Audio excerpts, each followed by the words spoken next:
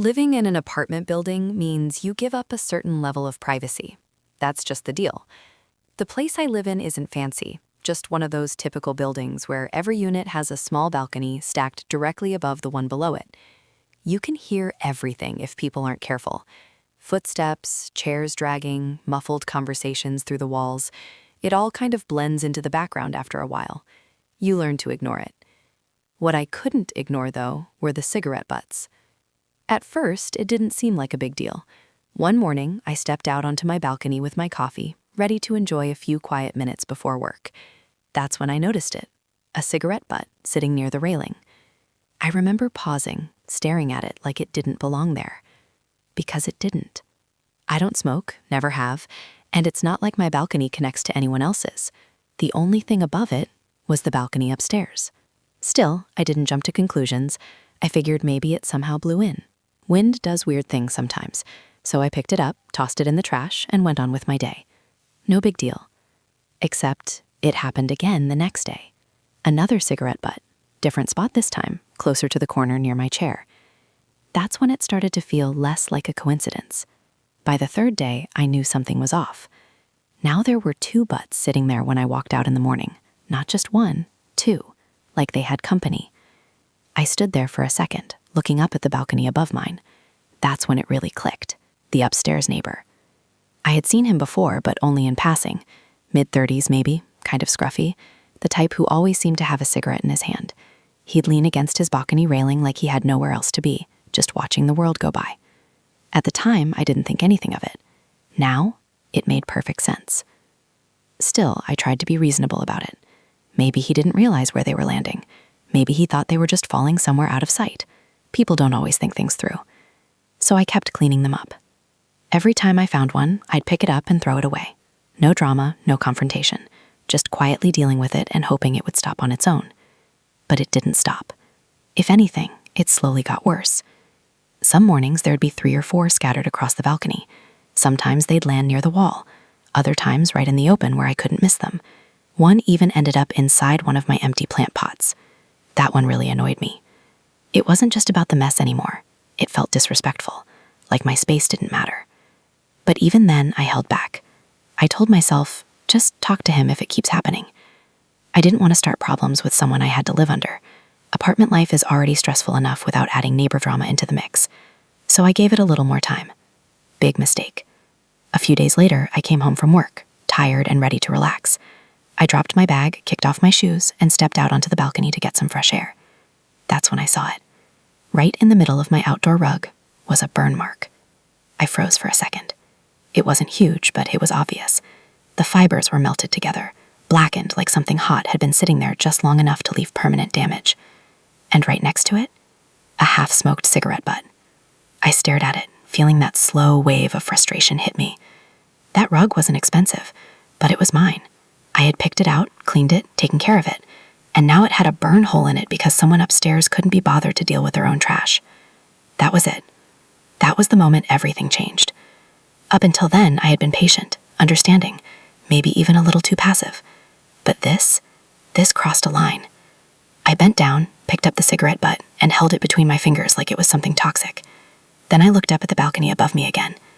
No movement, no sound, just quiet, like nothing had happened. I stood there for a second, thinking. Then I made a decision. Enough was enough. I walked back inside, slipped my shoes back on, and headed for the stairs. If he didn't realize what he was doing before, he was about to. As I walked up, I could already smell it. Cigarette smoke. Not strong, but definitely there. It lingered in the hallway outside his unit, like it had settled into the walls over time. I stopped in front of his door and knocked. For a moment, nothing happened. Then I heard movement inside. Slow footsteps. A slight shuffle. The door opened. There he was, the same guy from the balcony. Same messy hair, same tired expression. And yeah, the smell of smoke followed him out like it was part of him. He looked at me, not rude, not friendly, just neutral. "Yeah?" he said. I held up the cigarette butt. "Hey," I said, keeping my tone calm. "I live in the unit below you." He nodded slightly, like that was enough information. "I've been getting cigarette butts on my balcony," I continued. "They're coming from up here." I paused for a second, then added, "One of them just burned a hole in my rug." I even tilted the cigarette a little so he could see it clearly. For a second, I thought maybe I'd get a normal reaction. Maybe he'd apologize. Maybe he'd look surprised. Maybe he'd say he didn't realize. Instead, he looked at the cigarette, then back at me, and shrugged. Not even a full shrug, just one shoulder lifting slightly, like he couldn't be bothered to care. Maybe they blow over sometimes, he said. That was it. That was his response. I blinked, caught off guard. Yeah, I said slowly, trying to keep my voice steady. But they're landing on my balcony. Another shrug. Not much I can do about the wind, he replied. And just like that, I realized something. He knew. He knew exactly what he was doing. And he didn't care. I stood there for a second after he said that, still holding the cigarette butt, trying to process what had just happened. Not much I can do about the wind. That line stuck in my head. It wasn't just dismissive, it was deliberate. The kind of response that tells you the person already knows they're in the wrong, but they've decided they don't care enough to fix it. I gave a small nod, mostly to myself. All right, I said. He didn't respond, didn't apologize, didn't even pretend to think about it. He just stepped back and closed the door, like the conversation was over.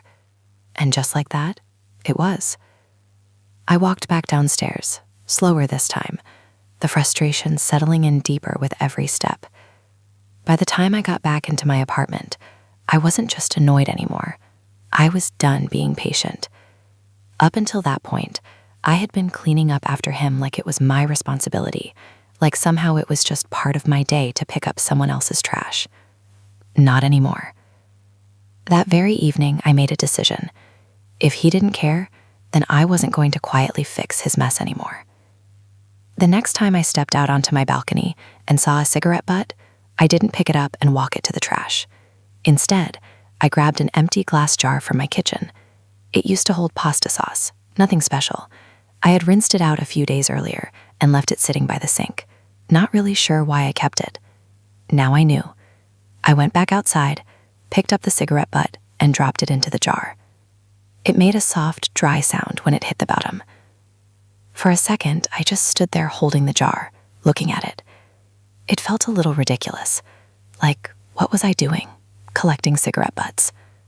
But then I looked at the burn mark on my rug again, and suddenly, it didn't feel ridiculous at all. It felt justified. The next morning, there were 2 more. Both went into the jar. The day after that, there were 3. Into the jar. By the end of the week, I didn't even hesitate anymore. It became routine. Step outside, spot the butts, pick them up, drop them in. No emotion, no reaction, just quiet collection. The jars started to fill up faster than I expected, and with every new addition, it became more real. This wasn't a one-time thing. It wasn't an accident. It was a pattern, and I was documenting it. I also started paying closer attention. Before, I had just been dealing with the aftermath. Now, I wanted to catch the moment it happened. It didn't take long. One evening, I was sitting inside with the balcony door slightly open. The air was nice, and I could hear the usual background noise from the building, distant voices, footsteps, a TV somewhere down the hall. Then I heard it, the sliding door above me, a soft scrape, followed by the faint creak of someone stepping outside. I froze for a second, listening. A couple of seconds later, flick. It was such a small sound, but once you knew what it was, you couldn't mistake it. I stood up and stepped out onto my balcony, just in time to see it. A tiny glowing ember falling from above. It dropped past the edge of his balcony and landed a few feet away from me, bouncing once before going still. I looked up. There he was, leaning over the railing, cigarette still in hand, like nothing had happened. For a split second, our eyes met. I didn't say anything. Neither did he. He just looked at me, then turned around and walked back inside, like I wasn't even there. That moment confirmed everything. This wasn't carelessness. It wasn't the wind. It was intentional. And honestly, that made it worse. After that, I didn't even consider talking to him again. There was no point. You can't reason with someone who already knows and doesn't care. So I stuck to my plan. Collect, document, wait. I started taking photos too. At first, it was just a couple here and there. a quick picture of the balcony when I noticed a few butts scattered around. Then I took one of the burn mark on the rug. But the more it kept happening, the more consistent I got. Every few days, I'd step outside and snap a clear photo, different angles, different times of day. Some pictures showed just one or two cigarette butts.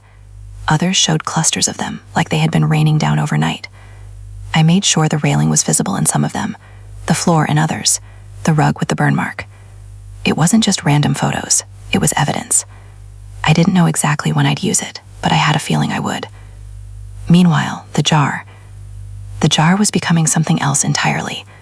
What started as a simple container was now halfway full. The smell hit me the first time I opened it after a few days. Stale smoke, ash, that heavy, burnt smell that sticks to everything. It wasn't pleasant. But I didn't throw it away. I just screwed the lid back on and set it aside. Every time I added another cigarette butt, I'd glance at the growing pile inside. Layer after layer. Proof. And weirdly enough, motivation. Because every time I looked at it, I was reminded why I was doing this. Not out of spite. Not even really for revenge. But because I wasn't going to let someone treat my space like a dumping ground and just get away with it. Days turned into a couple of weeks. Nothing changed upstairs. If anything, he got more careless. There were nights when I'd hear the sliding door open multiple times, each time followed by that same faint flick sound. Each time followed by another addition to the jar the next morning. At one point, I counted 6 cigarette butts in a single day. 6. At that point, it almost felt like he was testing how much he could get away with. Or maybe he just didn't think about it at all. Either way, it didn't matter. Because while he was doing his thing, I was building my case. And the more it piled up, the more I realized something. I didn't actually need to confront him again. I didn't need to argue. I didn't need to convince him to stop. There were other ways to handle this. Better ways. Quieter ways. And eventually, official ways. So I kept collecting, kept documenting, and most importantly, I waited. Because at some point I knew the right moment would come. And when it did, I'd be ready. By the time the jar was almost full, I didn't even feel angry anymore. That part had passed. What I felt instead was calm. The kind of calm you get when you know you've already done the hard part, and now it's just a matter of timing. Because at that point, I had everything I needed. A nearly full jar of cigarette butts, weeks' worth of photos, and a very clear pattern of behavior. All that was left was deciding what to do with it. I didn't rush it. For a few more days, I just let things continue as they were. Same routine, same flicks from above, same quiet collection in the morning. But now, every time I added another cigarette butt to the jar, I felt a little more certain. This wasn't going to end with another conversation. This was going to end properly. So one evening, after finding yet another fresh batch scattered across my balcony, I finally sat down at my kitchen table and opened my laptop. I looked up the property management contact for the building. It didn't take long to find. There was a general email listed for tenant concerns and maintenance issues. Nothing dramatic, just the usual channel people use when something needs attention. For a second, I just stared at the screen. I wasn't someone who complained about neighbors. I kept to myself, handled my own problems when I could. But this, I had already tried that, and it got me nowhere. So I started writing. I kept it simple, clear, straight to the point. I explained that cigarette butts had been repeatedly thrown onto my balcony from the unit above, that it had been happening for weeks, that it had already caused damage to my property. No exaggeration, no emotional language, just facts. Then I attached the photos, several of them. Different days, different angles, enough to show it wasn't a one-time thing. Finally, I hesitated for a second, then reached over and grabbed the jar. I took a picture of that too, the full thing. All the cigarette butts I had collected over the past couple of weeks, sealed inside a glass container. That one felt important, because it wasn't just evidence, it was undeniable. I attached the image, read through the email one more time, and hit send. And then, I waited. The next day passed like normal. Same sounds upstairs, same routine. Another cigarette butt landed that evening. I picked it up, dropped it into the already full jar, and screwed the lid back on. Still no response. Day 2. Nothing. I started to wonder if it would take longer than I expected. Maybe a week, maybe more. Property management isn't exactly known for moving fast. But on the morning of day 3, I got an email back. Short, professional. They thanked me for bringing the issue to their attention and said they would look into it. That was it. No details, no promises. Just acknowledgement. But honestly, that was enough. Because now it was on record. Now it wasn't just me dealing with it quietly. Someone else knew. And more importantly, someone else was responsible for handling it. That same evening, something interesting happened. I heard the sliding door upstairs open like usual. I waited. A few seconds passed. Then, nothing. No flick. No falling ember. No soft bounce on the concrete. Just silence. I stepped out onto my balcony and looked around. Clean. For the first time in weeks, completely clean. I glanced up. The balcony above me was empty. I didn't think too much of it at the time. Maybe it was just a coincidence. Maybe he wasn't out there long enough to smoke. But then the next day came. Still nothing. And the day after that, nothing again. That's when I knew something had changed. A couple of days later, I got another email. This one was a little more direct. They informed me that they had addressed the issue with the tenant above and reminded them of building policies regarding littering and safety hazards. They also mentioned that further violations could result in fines or additional action. I read that part twice. Fines. So it wasn't just a warning. There were actual consequences attached to it. I didn't know if he had already been fined or if that was just the next step if it continued. Either way, it didn't really matter. Because the result was the same. It stopped. Completely. Days turned into a week. Then 2. Not a single cigarette butt landed on my balcony. No ash, no burn marks, nothing. Just clean concrete and quiet mornings with my coffee. Exactly how it should have been from the start. I never spoke to him again. Never knocked on his door. Never even saw him face to face after that. But once or twice, I did hear him out on his balcony. And I noticed something. The sound was different. Instead of that faint flick, I'd hear a small metallic tap, like he was using something. An ashtray. I couldn't help but smile a little the first time I heard it. Because that's all it would have taken from the beginning. Just a little bit of effort. A little bit of consideration. Instead, he chose to ignore it. Until he couldn't anymore. As for the jar, I kept it for a few more days after everything stopped. Just sitting there on the counter. Full. Sealed. A reminder of how long it had gone on.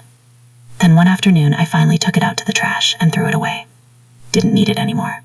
The problem was handled. And in the end, I didn't have to argue. Didn't have to yell. Didn't have to get into some back and forth with someone who didn't care. I just let his own actions catch up to him. And honestly, that was way more satisfying.